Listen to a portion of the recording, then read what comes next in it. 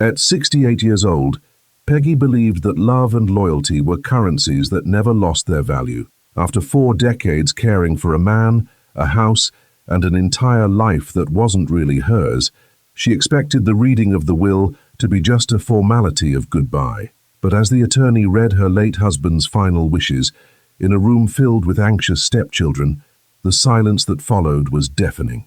Peggy wasn't just forgotten. She was erased, eliminated. As if 40 years of dedication could be reduced to nothing with an attorney's signature. The mansion, to the stepchildren, the bank accounts, to the stepchildren, the investments, to the stepchildren. While they exchanged victorious glances, already planning how to spend their inheritance, Peggy received what they called the rest, a rusty iron key and a hand-scrawled address for a house in a small town nobody had ever heard of. The attorney couldn't even hide his pity when he handed over the brown envelope. Peggy left that mansion where she'd lived for decades with a single suitcase, the wedding photo nobody wanted, and the profound humiliation of having been discarded by the man she'd loved with every fiber of her being. But what those arrogant heirs didn't know, what they were too young and greedy to understand, is that greed makes you blind to what truly matters. They kept the money that runs out, the mansion that ages, the investments that can disappear. But Peggy, she received the key to a secret empire her husband had protected in absolute silence for 40 years, waiting exactly for this moment, waiting for the day when she would most need to know that he had always loved her. If you've ever felt the world underestimated you because of your age, if you've been discarded by those who should have valued you, if you've thought everything was lost when it was actually just beginning, this story is for you. Welcome to Dreams Don't Age. Subscribe now, because what Peggy found when that rusty key turned in the oak door's lock will make you believe that divine justice never, ever gets the address wrong. Peggy Ann Morrison had been 28 when she married Richard Morrison, a successful 45-year-old attorney with 3 children from a previous marriage. It was 1984, and Peggy had been working as his secretary, the kind of efficient, quiet woman who made everything run smoothly without needing recognition. Richard was impressive, wealthy, respected, commanding presence in every room. When he'd asked her to dinner 6 months into her employment, she'd been stunned. When he proposed 6 months after that, she'd said yes immediately, believing she'd found both security and love in one package. Richard's children made their feelings clear from the wedding day. Stephen was 20, angry that his father had moved on. Catherine was 18, cold and calculating even then. Michael was 16, confused and resentful. To all 3, Peggy was the secretary who'd stolen their father, the younger woman who'd somehow tricked their way into the family. "You'll never be our mother," Catherine had told Peggy at the wedding reception, her voice sweet but her eyes like ice. "Don't even try." But Peggy had tried anyway. For 40 years she tried. She remembered every birthday, attended every graduation, sent thoughtful gifts for every occasion. She hosted holidays, cooked elaborate meals, made sure their childhood bedrooms stayed exactly as they'd left them. She bit her tongue through countless cutting remarks about her background, her lack of education beyond community college, her failure to give Richard more children, and through it all, she'd built what she thought was a real marriage. She managed their beautiful Brookline mansion, a colonial house Richard had owned long before meeting her. She entertained his colleagues and clients, playing the gracious hostess who made everyone comfortable and never drew too much attention to herself. She supported his career, adapted to his schedule, remained faithful and devoted through 4 decades. Richard had been kind to her in his way. He provided well, made sure she had appropriate clothes for social events, never raised his voice or his hand. But there had always been distance. A part of himself he kept carefully separate. He traveled frequently for work, sometimes for weeks at a time. He maintained a home office that was strictly off limits. "I need one space that's just mine, Peggy. Surely you can understand that." He kept separate bank accounts that Peggy never saw statements for. When she'd asked about their finances once early in the marriage, he'd smiled and patted her hand like she was a child asking about adult matters. "Don't worry your pretty head about money, darling. That's my job. Your job is to make this house a home, and you do it perfectly." So Peggy hadn't worried. She'd trusted completely, the way you trust someone you've pledged your life to. Even when Richard started taking weekend trips alone, once a month, sometimes more, saying he needed time to decompress at a property he'd inherited from a relative, Peggy hadn't questioned it. She'd packed his bag, kissed him goodbye, and trusted him. That trust, she would learn far too late, had been the foundation of sand on which she'd built her entire adult life. Richard Morrison died on a Tuesday morning in March, 3 months shy of what would have been his 85th birthday. Peggy found him when she brought his morning coffee, a ritual they'd maintained for 40 years, her bringing him coffee in bed at 7 a.m. sharp. He died peacefully in his sleep, the doctor later confirmed. Massive heart attack, instantaneous, no suffering. Peggy had stood there holding that coffee cup, steam still rising from it, and felt oddly disconnected. Shock, certainly. But beneath the shock was something else, something that felt almost like relief, though she pushed that thought away as soon as it surfaced. The funeral was massive. Richard had been one of Boston's top attorneys for over 50 years, and it seemed like half the city came to pay respects. Hundreds of people filled the church. Colleagues, former clients, judges, prominent families, society figures. Stephen, Catherine, and Michael sat in the front row with their spouses and children, presenting the image of a united, grieving family. They placed Peggy in the second row. "For space," Stephen had explained with a tight smile, "in case you have family members who need to sit with you." Peggy had no family. Her parents had died years ago. She'd been an only child, and 40 years of being Richard's wife had meant gradually losing touch with the few friends she'd had before marriage. The second row felt like exactly what it was, a public statement that she wasn't quite family, wasn't quite worthy of standing with blood relations in their grief. During the service, colleague after colleague stood to eulogize Richard Morrison, the brilliant legal mind, the devoted father, the pillar of the community. Not one person mentioned Richard Morrison, the husband. Not one person acknowledged the woman who'd stood beside him, supported him, built a home for him for 4 decades. At the reception afterward, held at Stephen's expensive home, Peggy overheard Catherine talking to a cluster of her friends near the catering table. "It's just so hard," Catherine was saying, dabbing at eyes that Peggy noticed were completely dry. "Losing Daddy. At least we have each other, the real family, to get through this." The real family, as if Peggy had been playing pretend for 40 years. The reading of the will was scheduled for exactly 1 week after the funeral. It was held in the downtown Boston office of Marcus Chen, the attorney who'd handled Richard's estate planning for the past 20 years. Peggy dressed carefully that morning in a simple black dress, her white hair styled the way Richard had always preferred. Her hands trembled slightly as she drove downtown, but she told herself there was no reason to be nervous. 40 years of marriage. Surely Richard had provided for her. Surely after 4 decades of devotion and service, she'd be taken care of. Stephen, Catherine, and Michael arrived together in expensive cars, with expensive lawyers trailing behind. They greeted Peggy with careful politeness and arranged themselves on one side of the conference table, a united front facing her sitting alone on the other side. Marcus Chen began with the standard legal formalities about testamentary capacity and proper execution. Then he got to the specifics, reading in the careful monotone that lawyers use when delivering information they'd rather not have to share. Richard Morrison's estate is valued at approximately $8.7 million. This includes the primary residence in Brookline, currently valued at $2.1 million, investment and retirement accounts, totaling approximately $6 million, and various other assets. Peggy felt her shoulders relax slightly. $8.7 million. That was more than enough to ensure her security for the rest of her life. Maybe Richard had been wise to keep finances private, protecting and growing this nest egg for their future.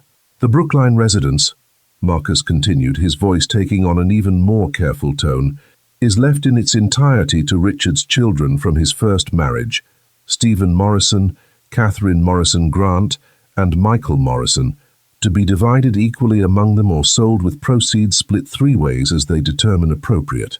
Cold tendrils of fear began creeping up Peggy's spine. The house? The house where she'd lived for 40 years wasn't hers? The investment accounts, totaling approximately $4.2 million, are similarly to be divided equally among Stephen, Catherine, and Michael Morrison. The cold was spreading through her chest now, making it hard to breathe. The retirement accounts, valued at approximately $1.8 million, same distribution to the 3 children. Peggy's voice came out barely above a whisper. Marcus, I don't understand. What about me? What did Richard leave for me? Marcus looked genuinely pained, this man who'd been to dinner parties at their house, who'd laughed at Richard's jokes, who'd complimented Peggy's cooking. I'm getting to your specific bequest now, Peggy. I have to tell you I argued against the language Richard used, but he insisted. I'm very sorry. He took a deep breath and read from the document before him. Richard noted in his will, and I'm required to read this verbatim, my wife Peggy Ann Morrison has lived comfortably at my expense for 40 years and has wanted for nothing during the course of our marriage. She has had the benefit of my wealth, my home, my social standing, and a lifestyle far beyond what she could have achieved on her own working as a secretary. This is more than adequate compensation for her companionship and for the domestic services she has provided over the years. Each word landed like a physical blow. Companionship, domestic services, 40 years of love and devotion and sacrifice reduced to the language of a service contract. Peggy felt the room tilting slightly. Across the table, Stephen was smiling openly now. Catherine examined her perfectly manicured nails with studied indifference. Michael had his phone out and was texting someone, probably already planning how to spend his inheritance. Marcus continued, his voice heavy with regret. The will goes on to state, while I have appreciated Peggy's presence in my home and her efficient management of domestic affairs, I believe my primary obligation and responsibility is to my children and my bloodline. They are my true legacy, the continuation of the Morrison family name. Therefore, I leave to Peggy Ann Morrison only the following. 1 property I own, located at 47 Oakwood Lane in the town of Millbrook, Massachusetts, along with all contents contained therein. This property is given to Peggy with the express understanding that she will vacate the Brookline residence within 30 days of my death, as that property is needed by my rightful heirs for their use or disposition as they see fit. The silence that followed was absolute, except for the sound of Michael's phone clicking as he continued texting. Peggy sat frozen, unable to process the enormity of what she'd just heard. 40 years. 40 years of her life. And Richard had reduced her to domestic help, whose contract had expired, someone to be given minimal severance and sent away. Catherine broke the silence, her voice dripping with false sympathy. Daddy mentioned that Millbrook property to us years ago. He inherited it from some distant uncle back in the early 80s. He said it was just an old falling-apart house way out in the middle of nowhere, not worth the hassle of selling. The property taxes were probably more than it was worth. She smiled at Peggy with practiced pity. But at least you'll have a roof over your head, Peggy. That's something. Stephen stood, already moving on to practical matters. We'll need to discuss the timeline for vacating the Brookline house. We're planning to list it immediately. The market's very strong right now for that neighborhood. The sooner you can be out, the sooner we can get it staged and on the market. The will specifies 30 days, Marcus said firmly, a hint of steel in his voice. Peggy is legally entitled to 30 full days to arrange her affairs and relocate. That's non-negotiable. Of course, Stephen said smoothly. We're not unreasonable people. Take your full 30 days, Peggy. We understand this is a transition for you. Marcus slid a brown envelope across the polished conference table. His hand trembled slightly as he did so. This contains the deed to the Millbrook property, now transferred to your name. There's also a key and a handwritten note from Richard that he asked me to include. Inside the envelope was an iron key, old and rusty, the kind that looked like it belonged in a period drama, and there was a single sheet of Richard's expensive stationery with his familiar precise handwriting, 47 Oakwood Lane, Millbrook, Massachusetts. Peggy, this is yours now. Go there as soon as you can. You'll understand everything once you arrive. I'm sorry I couldn't tell you before, but they were always watching, always listening, always looking for ways to challenge anything I tried to do. Trust me one last time, my darling. All my love, always, Richard. Trust me one last time. After he'd just publicly declared that she'd been nothing more than adequately compensated domestic help, after leaving her essentially homeless with nothing but an unknown property in a town she'd never heard of. Peggy stood on legs that didn't feel quite steady. She picked up the brown envelope and walked toward the door without saying a word to Stephen, Catherine, or Michael. "Peggy," Marcus called after her, "if you need anything, if you have questions about any of this, please call me." "I mean that." She nodded without turning around and walked out. She made it to her car in the parking garage before the tears finally came, sitting in her 10-year-old Honda Civic and sobbing until she had nothing left. The 30 days that followed were a masterclass in calculated cruelty delivered by people who'd perfected entitlement into an art form. Stephen, Catherine, and Michael came to the Brookline house nearly every day, bringing contractors, interior designers, real estate agents, walking through rooms with measuring tapes and color swatches while Peggy was still living there. They discussed knocking down walls, ripping out her kitchen, modernizing the gardens she'd spent decades cultivating. They never asked her to leave rooms. They simply acted as if she were invisible, a ghost haunting a house that no longer had anything to do with her. One morning, Peggy was in the kitchen drinking coffee when Catherine walked through with an interior designer, not even glancing in her direction. "We'll definitely open up this whole space," Catherine was saying, gesturing broadly at walls that had held 40 years of Peggy's carefully curated family photos. "To knock out this wall, create a huge open-concept kitchen dining living area. That's what sells now." Another afternoon, a real estate agent toured the house, while Peggy sat reading in the living room. The agent and Stephen stood perhaps 3 feet from her chair, discussing staging strategies and comparable property values as if Peggy were a piece of furniture that came with the house. "The gardens are significantly overgrown," the agent noted, looking through the window at the beds Peggy had planted and maintained for 40 years. "We'll need to bring in professional landscaping crews to clean all that up before we can list. First impressions are everything in this market." Those were Peggy's gardens, every rosebush, every perennial, every carefully chosen plant, her hands, her work, her vision. Now they were just overgrown obstacles to a profitable sale. The nights were when true fear took hold. Peggy would lie awake in the master bedroom. Stephen had graciously allowed her to stay there since the furniture needs to stay in place for staging purposes anyway, and her mind would spiral through increasingly catastrophic scenarios.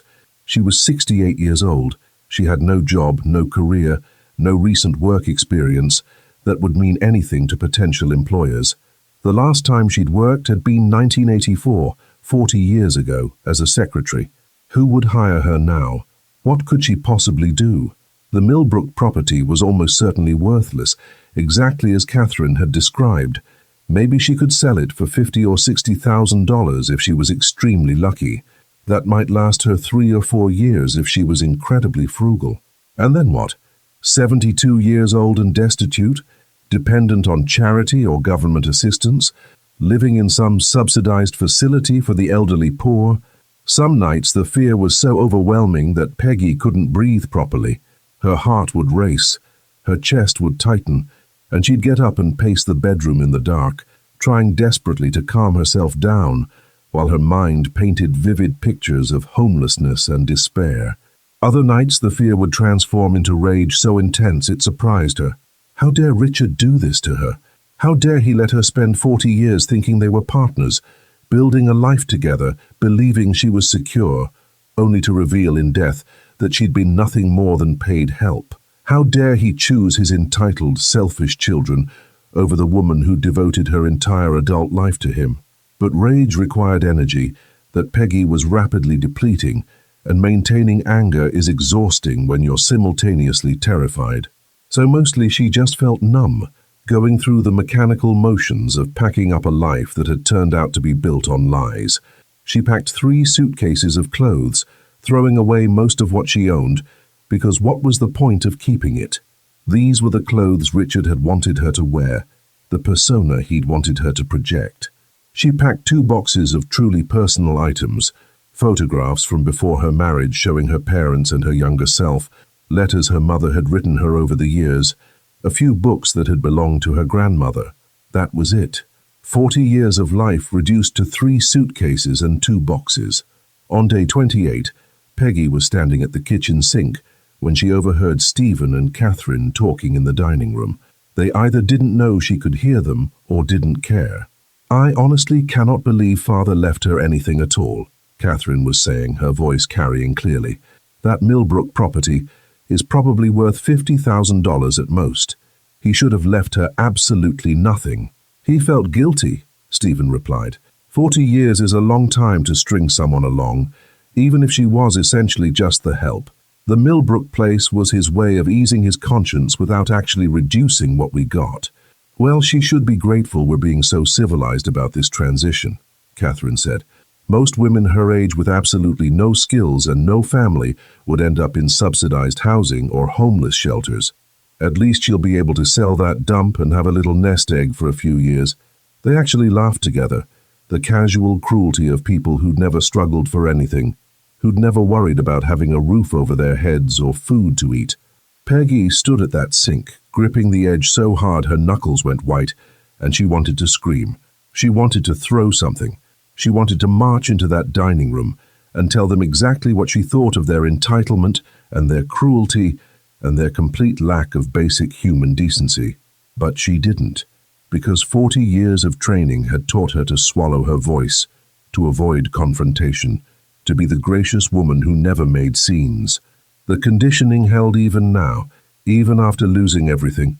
On her final morning in the house, Peggy woke early and walked through each room one last time. She'd expected to feel profound sadness, to be overwhelmed by 40 years of memories. Instead, she felt almost nothing. The master bedroom, where she'd slept beside Richard for 4 decades, was just a room. 4 walls, a window, furniture that had never truly been hers. The guest bedrooms she'd maintained like shrines for stepchildren who'd visited as rarely as possible. The living room where she'd played hostess to people who'd barely seen her. The kitchen where she'd cooked thousands of meals that went largely unacknowledged. The only place that hurt was the garden. Standing among the roses she'd planted that first optimistic spring, the herb garden she'd created from love of cooking, the perennial beds she'd designed to bloom in sequence from March through November. This was the only space in 40 years that had felt authentically hers, and now it would belong to strangers who'd never know the woman who'd created it. At 1 p.m., Peggy loaded her car, 3 suitcases, 2 boxes. The wedding photo she'd taken from the mantel, despite Stephen's protest that it was technically house property. Stephen arrived at 1:30, early, clearly wanting to ensure she actually left on time. "The movers will be here at 2, he said, not quite meeting her eyes. "I'll supervise everything and drop the house keys at Marcus's office this afternoon." "Stephen," Peggy heard herself say, her voice quiet, but carrying a weight she hadn't known she possessed. "Do you have any idea what it's like to give someone 40 years of your life and be told it meant nothing?" Stephen's face flushed red. "Father left you a property. You're not getting nothing." "Your father left me a mystery," Peggy said. "A house I've never seen in a town I've never heard of. You and your siblings got millions of dollars and this mansion and the satisfaction of knowing your father valued you as his legacy. I got a rusty key and 30 days to disappear from the only home I've known for 4 decades. So no, Stephen, I don't think you have any concept of what this has been like." She got in her car before he could respond, before she could say anything else, before the numbness that had been protecting her could crack entirely. The brown envelope sat on the passenger seat next to her purse. Her GPS showed the address she'd entered, 47 Oakwood Lane, Millbrook, MA. 2 hours and 14 minutes to a completely unknown future. She started the car and drove away from Brookline, from the mansion, from the life she'd thought she was living. And as she drove west through Massachusetts toward Millbrook and whatever waited for her there, Peggy Ann Morrison made herself a promise. Whatever she found at 47 Oakwood Lane, whether it was shelter or complete ruin, value or utter worthlessness, she would find a way to survive it. She was 68 years old with nothing left to lose except her dignity, and she'd be damned if she'd lose that too, because sometimes she was beginning to understand. Having absolutely nothing left to lose becomes its own peculiar kind of freedom. Millbrook, Massachusetts turned out to be exactly as small and rural as Catherine had implied, though perhaps not quite as forgotten.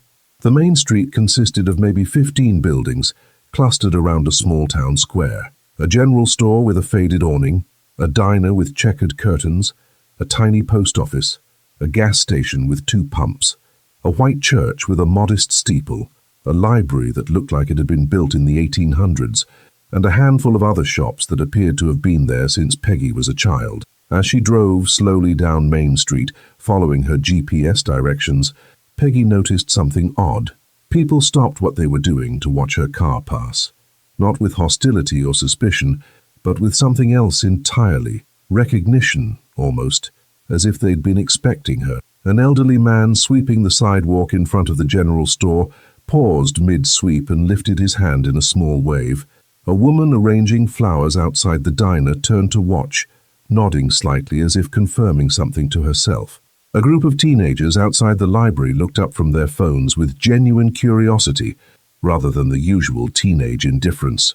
Her GPS directed her to turn off Main Street onto Oakwood Lane, which started as regular pavement for about 200 yards, before becoming a dirt road that led into increasingly dense forest. Ancient oak trees, massive trunks that had to be hundreds of years old, lined both sides of the road, their spreading branches creating a tunnel of green shade that filtered the afternoon sunlight into patterns that danced across the windshield. The road was rough, rutted with old tire tracks, and Peggy had to drive slowly to avoid bottoming out her low-clearance sedan. After what felt like forever but was probably only about a mile, her GPS announced in its cheerful mechanical voice, "You have arrived at your destination." Peggy stopped the car and sat for a long moment, almost afraid to look up, afraid of what she might see, or more accurately, afraid of what she might not see, afraid that Catherine had been right, and she'd find nothing but a collapsing ruin. Then she took a deep breath, lifted her eyes, and stared at what lay before her. The property wasn't what Catherine had described at all. The house sat in a large clearing surrounded by those massive oak trees, like sentinels standing guard. It was old, certainly, built from grey fieldstone that had to date back to at least the 1800s, probably earlier. 2 stories with a steep slate roof that looked remarkably intact, white-painted wooden trim around leaded glass windows, a heavy oak front door under a small covered portico with carved supports. Ivy grew up portions of the stone walls, but in a way that looked intentional, decorative, like something from an English country estate rather than abandoned neglect. The grounds immediately surrounding the house were overgrown, but clearly had once been formal gardens. Peggy could see the bones of the original design, stone pathways now partially obscured by grass, organized beds where roses bloomed wild and untamed, what looked like it had been a kitchen garden now given over to a tangle of herbs and wildflowers. There was even a fountain, silent and dry but still elegant, standing in what had obviously been a formal garden area. It was wild, yes, overgrown certainly, but it was also hauntingly beautiful, like a secret garden that time had partially reclaimed but not quite destroyed. As Peggy sat in her car trying to process what she was seeing, she heard footsteps approaching on the dirt road from the direction of town. An elderly woman was walking toward her with surprising purpose for someone who had to be in her mid-70s. She wore a simple cotton house dress and carried a wicker basket covered with a checkered cloth. "You're Peggy," the woman said as she reached the car. It wasn't a question. She said it with complete certainty, as if she'd been waiting for this exact moment. "Yes," Peggy managed, climbing out of her car on legs that felt unsteady. "How did you know?" "We've been waiting for you," the woman said simply, as if this were the most natural thing in the world. "Richard told us you'd come eventually after he passed. He said to watch for a woman named Peggy driving an older Honda. I'm Dorothy Harmon. I run the general store in town." She held out the basket. Brought you some basics. Bread, eggs, milk, coffee, cheese. Figured you might need supplies. The house has been maintained, but there's no food stocked." Peggy took the basket automatically, her mind struggling to catch up. "Richard told you. When? He never once mentioned this place to me in 40 years of marriage." Dorothy's expression softened into something that looked like understanding mixed with pity. "Richard came here regularly for 40 years, dear. Once a month at the very least, sometimes more frequently. He maintained the house, took care of the property as best he could, spent time here. He told us that when he died, his wife Peggy would inherit this place. He said you wouldn't know about it beforehand because he'd kept it secret for your protection." My protection? Peggy felt like she'd stepped through a looking glass into some alternate reality. "Protection from what?" "From them, I imagine," Dorothy said gently. "The ones who took everything else. His children from the first marriage. Richard said they'd never accepted you, that they'd always resented him marrying you, and that if they knew about this property, they'd find legal ways to claim it. So he hid it from everyone, even you, until his death would make the inheritance final and unchangeable by any court." She started walking toward the house, gesturing for Peggy to follow. "Come on, I'll help you get settled in. The house is unlocked. Richard never locked it. He said there was nothing here anyone in Millbrook would steal, and if someone needed shelter, they were welcome to it. That's the kind of man he was, at least here." Peggy followed Dorothy up a stone pathway toward the front door, her mind reeling. Richard had been coming here for 40 years? Once a month? All those weekend trips he'd said were for work, or to visit his children, or to decompress. He'd been coming here? To a house he'd never once mentioned?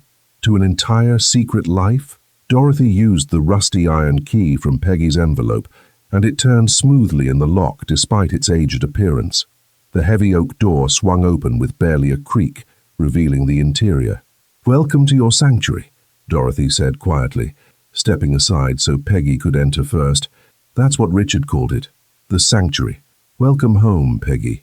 Peggy stepped across the threshold and felt her entire understanding of reality shift beneath her feet like tectonic plates rearranging themselves. The interior was beautiful, not falling apart, not decrepit, not abandoned. Beautiful. The main floor was largely open, with wide plank wood floors that glowed with the patina of age and decades of careful maintenance. A massive stone fireplace dominated one wall, its mantel carved from a single piece of oak. The furniture was simple but clearly high quality, a comfortable-looking sofa covered in worn leather, several chairs positioned to take advantage of the light, built-in bookshelves filled with leather-bound volumes, hand-woven rugs in soft, muted colors, leaded glass windows creating patterns of filtered forest light that danced across the floors, and everywhere, covering every available inch of wall space, arranged on shelves, standing on surfaces, were framed photographs. Photographs of Peggy. Peggy on their wedding day, young and radiant and so full of hope. Peggy in the garden of the Brookline house, kneeling in the soil with dirt on her hands and genuine joy on her face. Peggy laughing at something, the camera capturing a moment of unguarded happiness. Peggy reading in a chair, afternoon sunlight catching her hair. Peggy sleeping peacefully on what looked like the porch of this very house. Peggy at different ages, in different seasons, in different unguarded moments throughout their 40-year marriage, all of them carefully photographed, beautifully framed, and displayed like a private museum dedicated to her. "He loved you very much," Dorothy said quietly from behind her. "Anyone who saw this place knew that immediately. This was his shrine to you, his secret place where he could come and remember who he really was, beneath all the expectations and performance of his Boston life." Peggy's eyes filled with tears for the first time since Richard had died. She'd been too shocked at the funeral, too numb during the will reading, too terrified during the 30 days of being erased. But here, surrounded by overwhelming evidence that Richard had treasured her, that he'd built an entire sanctuary dedicated to their life together, she finally broke. Dorothy let her cry for several long minutes, then gently guided her to sit on the comfortable sofa. "Let me show you the rest," Dorothy said. "Then I'll leave you to rest and process everything. But first, you need to see it all." You need to understand what Richard really left you. She led Peggy through the house with the care of someone who'd been maintaining it for years. The kitchen was a charming blend of old and new, an antique wood stove sitting alongside modern appliances, copper pots hanging from racks, a deep farmhouse sink, open shelving displaying beautiful dishes that Peggy had never seen before.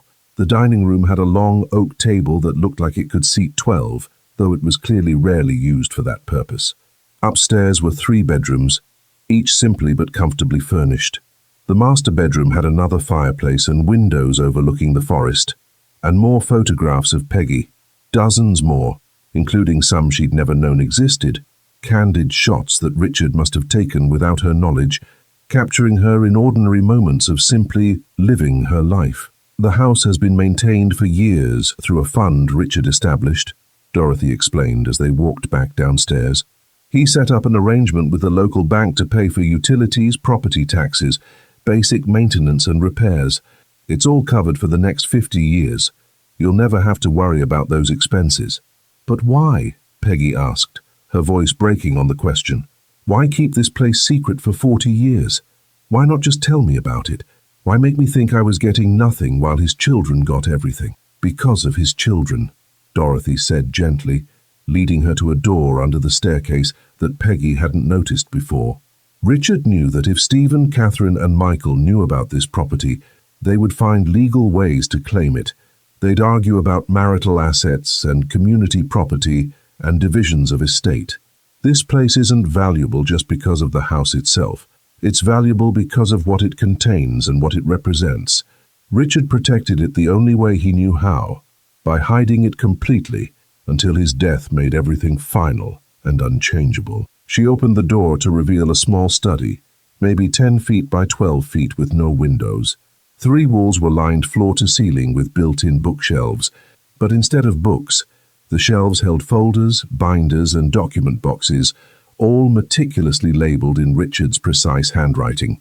The 4th wall contained a beautiful antique mahogany desk with a green-shaded banker's lamp and a leather chair that looked like it had been sat in countless times. And there, in the very center of the desk, positioned with clear intent, was a thick cream-colored envelope with "My beloved Peggy" written across it in Richard's familiar script. "This," Dorothy said softly, "is what he really wanted you to find. This is why he built the sanctuary." Peggy picked up the envelope with hands that trembled so badly she almost dropped it. The paper was expensive, heavy stock, the kind Richard had always used for important legal documents. He'd sealed it with actual wax, making this feel like something from another century, something precious and ceremonial. She broke the seal and pulled out what turned out to be 5 pages, covered in Richard's precise handwriting. "My dearest, most beloved Peggy," it began, and just seeing those words in his hand made tears start falling again. "If you're reading this, I'm gone, and you found the sanctuary. I'm desperately, profoundly sorry it had to happen this way. I'm sorry I couldn't share this place with you while I was alive, couldn't tell you about it, couldn't let you understand what I was doing all these years. But Stephen, Catherine and Michael were always watching, always waiting for any excuse to challenge my decisions, any opportunity to claim what they believed was rightfully theirs. If they'd known about this property, they would have found ways to take it. Lawyers can always find ways, as I unfortunately know too well from 5 decades of practice, so I hid it. For 40 years I hid it and protected it and prepared it for you. I've been coming to this house ever since I inherited it from my uncle Thomas Morrison in June of 1984, 3 months after our wedding. Thomas was a bachelor, a quiet historian who lived simply despite having considerable wealth. He left me this house with one instruction in his will: protect this place for someone you love more than life itself. It deserves to shelter love, not greed. For 40 years, I've been protecting it for you. Peggy, I know what my will said. I know how much those words must have hurt you. Sitting in Marcus's office, hearing yourself described as adequately compensated domestic help. Please understand. I wrote it that way deliberately, with calculation and purpose, because I knew Stephen, Catherine and Michael would read every word, looking for ways to challenge anything that went to you. I gave them exactly what they wanted: the visible wealth, the obvious assets, the things they could brag about to their friends and display as proof of their inheritance. I gave them the Brookline mansion that is actually mortgaged to the hilt and will cost them hundreds of thousands in property taxes, maintenance, and historical preservation requirements that I carefully built into the deed years ago. I gave them investment accounts that are locked up in complex trusts, requiring them to maintain continuous employment and pass annual character evaluations. I gave them exactly enough rope to hang themselves financially while thinking they'd won everything. But you, my most beloved Peggy, I gave you everything that actually matters. This house sits on 247 acres of protected woodland. I had the property assessed last year. It's worth approximately $3.2 million to conservation groups who have already expressed serious interest in purchasing it, though the decision to sell or keep is entirely yours. The house itself is worth another $800,000 as a historical structure, but more importantly than any monetary value, I gave you freedom. The trust fund I established will cover all property expenses, utilities, taxes, maintenance, insurance, for 50 years. You will never have to worry about money for this place, never have to fear losing it. The deed is in your name only, has been since 1984, established as a gift completely separate from our marriage. It's legally untouchable by anyone else, as my attorneys will confirm if it's ever challenged. There's more. The filing cabinets in this study contain documents I've accumulated over 40 years of legal practice, information about powerful families, influential people, those who thought their secrets were safely buried. I never used this information. That would have been unethical and wrong. But I kept it carefully documented and organized because information is insurance. If Stephen, Catherine, or Michael ever discover this property and try to challenge your ownership, if they ever try to make your life difficult or claim you somehow manipulated me, you have the means to protect yourself. The files labeled with their names contain documentation of financial dealings and personal matters. They'd very much prefer stayed private. Use it only if you must, but know that it's there. Finally, and most importantly, every single photograph in this house was taken with love. Every moment I spent here was spent thinking of you, missing you, wishing I could bring you here, but knowing I couldn't risk it until after my death made everything secure. You were the best part of my life, Peggy. The only pure, good, real thing in a life that was otherwise full of performance and obligation and maintaining appearances. I'm sorry I was too much of a coward to stand up to my children's judgment. I'm sorry I prioritized keeping peace over publicly defending the woman I loved. I'm sorry I made you feel second best when you were always, always first in my heart. I failed you in life by being weak. I hope I've succeeded in death by being clever. This sanctuary is yours, to live in, to sell, to transform into whatever you wish. But know that it was created from love, protected by love, and given to you with more love than I ever managed to express while breathing. You deserve someone braver than me. You deserve someone strong enough to choose you over avoiding conflict.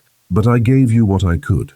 This place, this protection, this proof that you were cherished even when I was too weak to show it publicly. Forever and always yours, Richard. Peggy read the letter 3 times, tears streaming down her face, each reading revealing new layers of meaning and understanding. When she finally looked up, Dorothy was still standing quietly in the doorway, patient and kind. He was a complicated man, Dorothy said softly. Flawed, certainly. Weak in some ways. But his love for you was never complicated. That was the one thing he was absolutely certain about. Peggy carefully folded the letter and set it back on the desk. Then she turned to the filing cabinets Dorothy had mentioned. She opened the top drawer of the first cabinet and found exactly what Richard had described. Property deeds showing her sole ownership since 1984, financial documents detailing the trust fund, legal papers confirming everything he'd written about. The second cabinet contained more sensitive material, folders labeled with names of prominent Boston families, documentation of deals and arrangements and secrets that powerful people had thought were safely hidden. The third cabinet made Peggy catch her breath, a thick folder labeled Stephen Morrison, Catherine Morrison Grant and Michael Morrison, trust documents and personal records. She pulled it out with shaking hands and sat at Richard's desk to read. What she found was devastating in its thoroughness and brilliant in its execution. The trusts Richard had established for his children weren't simple inheritances at all. They were elaborate, time-release structures with strict conditions designed to make accessing the money as difficult as possible. Stephen's $2. $8 million in investment accounts could only be accessed in $100,000 annual increments, and only if he maintained continuous employment verified by tax returns and passed annual character evaluations conducted by an independent trustee Richard had appointed, a retired judge known for taking ethics extremely seriously. Catherine's trust had similar restrictions, plus additional requirements that she maintain stable family relationships, which, given her 3 divorces and estranged relationships with her own children, would be nearly impossible to satisfy. Michael's inheritance was structured as a business investment trust that required his active, hands-on management. If he didn't personally run the investments, they would automatically dissolve and be donated to charity. The Brookline mansion they'd been so eager to get. Richard had placed historic preservation easements on it years ago, requiring any sale to go through months of committee reviews, environmental impact studies, and neighborhood approval processes. The property was also heavily mortgaged. Richard had taken out a substantial loan against it just 2 years ago that the heirs would discover they were now responsible for. Selling the house quickly would be impossible, and keeping it would be financially draining.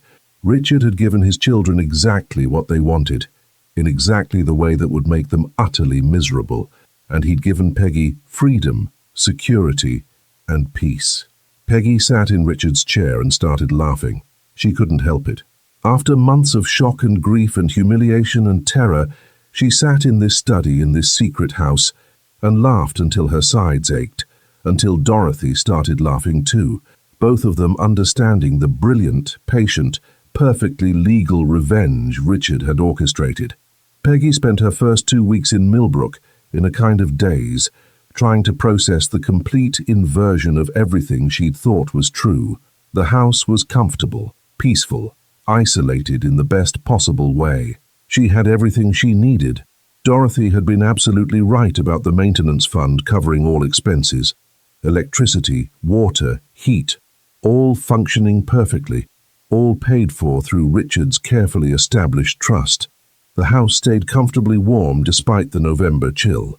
The pantry, she discovered, had been stocked with non-perishables that would last her months. Every day Dorothy stopped by with fresh food from her garden or the store, gradually introducing Peggy to other Millbrook residents, and each person had a story about Richard. Pastor James, a kind man in his 60s, told her, "Richard funded the complete roof replacement on our church 3 years ago. Wouldn't let us put up a plaque or even acknowledge the donation publicly. He just said a church needed a sound roof to shelter its congregation." Mrs. Patterson, an elderly woman who'd lived in Millbrook her entire life, said, "He paid for my grandson's entire college tuition, set it up as an anonymous scholarship, but we figured out it was him. Changed that boy's whole life. First person in our family to get a degree." Sarah, the young librarian, explained, "When the town budget got cut and we were going to have to close the library, Richard bought us 5,000 new books. Just showed up one day with a check. Said a town without books wasn't really a town at all. Richard had lived a completely different life here than the one Peggy had known in Boston. Here, he'd been generous, engaged with the community, kind in tangible ways. Here, he'd been the man he'd wanted to be, instead of the man his Boston life and his children's expectations had forced him to be. He talked about you constantly," Dorothy told Peggy one evening over tea on the now cleaned stone porch. "Every time he came to town, he'd stop by the store and we'd chat. He always asked if I thought the house was suitable for his Peggy, if there was anything more that should be done to prepare it. He'd show me photos on his phone and tell me stories. He said you were the only person who'd ever loved him for himself, not for what he could provide or achieve. He said keeping you secret from his children was the hardest and most important thing he'd ever done." 2 weeks after arriving in Millbrook, Peggy received a phone call from Marcus Chen. "Peggy, I hope you're settling in well. I wanted to give you a heads up. Stephen called me yesterday. He's retained attorneys to challenge the will." "On what grounds?" Peggy asked, surprising herself with how calm she sounded. "He's arguing that the Millbrook property should be considered a marital asset subject to division. He claims Richard deliberately undervalued it in the will, and that you're entitled to half of the total marital estate, while he and his siblings are entitled to the other half. He wants a court to force you to sell the Millbrook property and divide all proceeds 4 ways. Peggy smiled, looking around Richard's study at the filing cabinets full of documentation. "Let him try, Marcus. I have documentation showing this property was deeded to me in 1984 as a gift, long before it could be considered any kind of marital asset." Richard set it up very carefully. "I know," Marcus said, his voice warm with approval. "I helped him do it. I just wanted you prepared. Stephen's lawyers are expensive and aggressive. This could get ugly." "I've lived through 40 years of ugly from those people," Peggy said. "I can handle this." 3 days later, a Mercedes appeared on the dirt road leading to the sanctuary. Stephen's car with Catherine and Michael in it. Peggy watched from an upstairs window as they parked and got out, looking around with expressions that shifted from arrogant confidence to confused uncertainty as they took in the beautiful stone house, the well-maintained grounds, the clear value of the property. She waited until they'd knocked on the door before she came downstairs and opened it calmly. "Hello, Stephen, Catherine, Michael," she said pleasantly. "Would you like to come in?" They followed her inside, and Peggy watched their faces as they absorbed the interior, the quality furniture, the beautiful architectural details, the photographs of her covering every wall.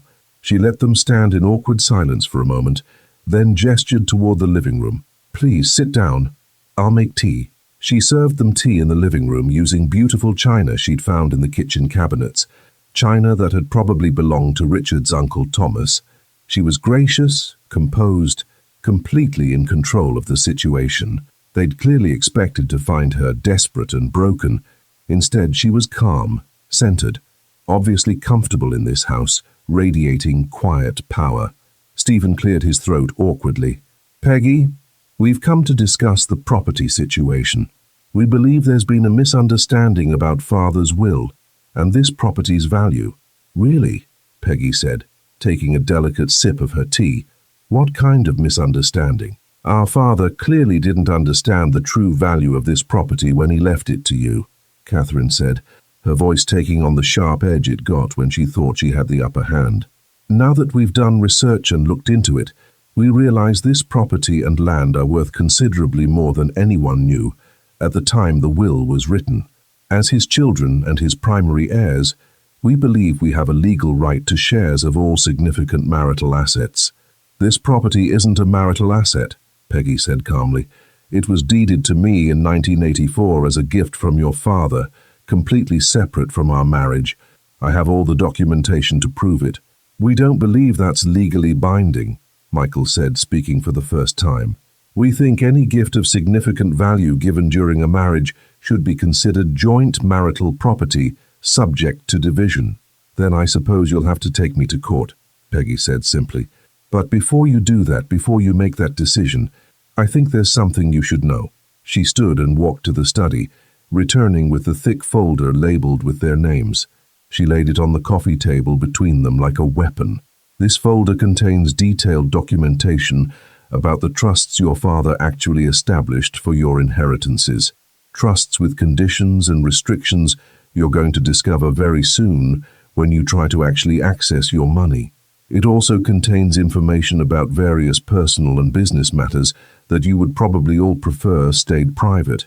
Your father spent 40 years as one of Boston's top attorneys, and he documented everything he learned about everyone, including his own children. He never used the information. That would have been unethical, but he kept it meticulously organized, and he left it all to me." Stephen's face had gone completely pale. "You're bluffing." "I never bluff," Peggy said. "Your father taught me that." "Stephen, there are documents in here about some of your business dealings that wouldn't look good if they became public. Catherine, Your financial arrangements during your divorces weren't entirely above board, were they? And Michael, your company has some accounting irregularities that tax authorities might find very interesting. Your father collected information the way some people collect stamps. He never weaponized it because he was a better person than that. But he left me the option to use it if I needed to protect myself. She stood up, signaling that the meeting was over. So here's my offer, and I want to be very clear that this is the only offer I'm going to make. Walk away. Accept the will exactly as it was written. Live your lives with your complicated trusts and your restrictive inheritances and your historic mansion with all its expensive preservation requirements. Leave me alone in my sanctuary. We never have to see each other or speak to each other again. But if you challenge me in court, if you try to take this property from me or make my life difficult in any way, I will release every single piece of information your father collected about you. Your reputations, your social standing, your carefully maintained public images, all of it will be destroyed. Do you understand me? The room was silent, except for the ticking of an antique clock on the mantel. Stephen, Catherine, and Michael looked at each other, at Peggy, finally truly seeing her for perhaps the first time in 40 years, not as the secretary who'd married their father, not as the domestic help who'd served them, but as a woman with real power, with leverage, with documented ammunition, and with the clear will to use it if pushed. We'll need to discuss this privately, Stephen finally said, his voice tight and strained. Of course, Peggy said graciously. Take all the time you need. But I want you to understand something. This property is mine. It was always meant to be mine. Your father loved you in his complicated way, I'm sure, but he loved me more. He just didn't have the courage to show it publicly until after he was gone. They left without another word, getting into the Mercedes and driving away, the expensive car looking ridiculous and out of place on the dirt road. Peggy stood on the porch and watched them go, then went inside and sat in Richard's favorite chair by the window. For the first time since he'd died, she cried tears that weren't of grief or confusion or pain, but of pure relief and the beginning of genuine peace. 6 months later, Peggy sat on her restored stone porch watching the autumn forest transform into a masterpiece of red and gold around her sanctuary. The seasons had changed completely, and so had she. Stephen, Catherine, and Michael had dropped their legal challenge within a week of their visit to Millbrook. Marcus had handled all the final paperwork, and the will was now completely settled and closed. The Brookline mansion had eventually sold, but only after 9 months on the market, and only after the siblings discovered the substantial mortgage, the historical preservation requirements, and the countless legal fees. They'd netted far less than they'd anticipated. Their trust restrictions had proven to be exactly as complicated and frustrating as Richard had designed them to be. His revenge had been subtle, perfectly legal, and absolutely devastating. Peggy had spent the 6 months transforming the sanctuary from Richard's shrine into her own home. She'd hired workers from town to help restore the formal gardens to something approaching their original glory. The fountain now ran with clear water. The stone pathways had been cleared and relevelled. Roses bloomed in organized beds. Herbs grew in tidy rows. She'd updated the kitchen while carefully preserving its historical charm. She'd chosen new art for the walls, not replacing the photographs of herself, but adding her own choices alongside them. She'd filled the bookshelves with books she actually wanted to read. She'd added furniture that suited her comfort, rather than anyone else's aesthetic. Most importantly, she'd begun genuinely getting to know Millbrook and finding herself welcomed in ways she'd never experienced in 40 years of Boston society life. She volunteered at the library every Tuesday and Thursday. She helped out at the community center on Wednesdays. She attended the small white church every Sunday, sitting in the same pew and being greeted by name by people who genuinely seemed happy to see her. For the first time in her adult life, Peggy had real friends. Dorothy had become like the sister she'd never had. The younger generation in town sought out her advice. Children waved when they saw her walking down Main Street. She belonged somewhere, and that belonging had nothing to do with being someone's wife. One afternoon, while organizing papers in Richard's study, Peggy found one more envelope tucked into the back of a drawer, sealed and labeled, "For Peggy's future.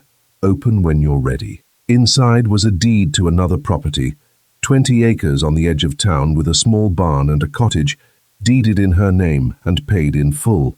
There was also documentation of a $500,000 trust fund, specifically established for whatever projects or purposes Peggy Morrison chooses to pursue in her new life.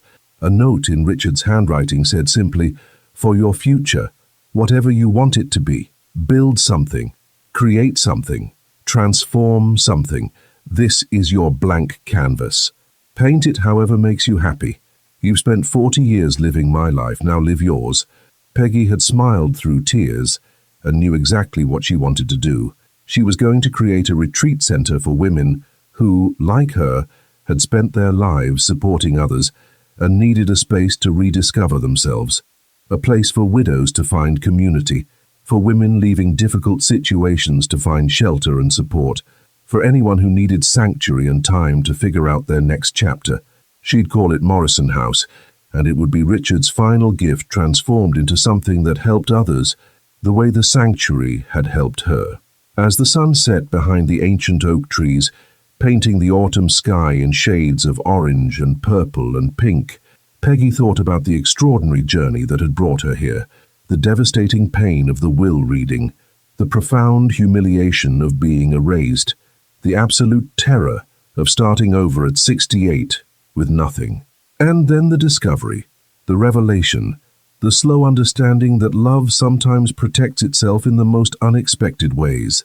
Richard had been deeply flawed, weak when he should have been strong, silent when he should have spoken up, prioritizing peace over standing up for the woman he loved.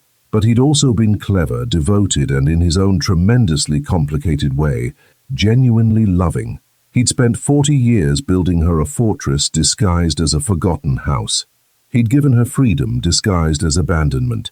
He'd handed her power disguised as worthlessness.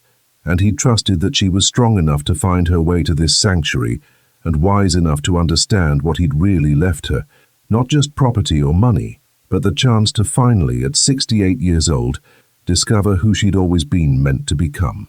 Peggy Ann Morrison was 68 years old. She'd spent 4 decades being exactly who everyone else needed her to be, the perfect secretary, the accommodating wife, the invisible stepmother, the gracious hostess, the woman who never made waves or demanded anything for herself.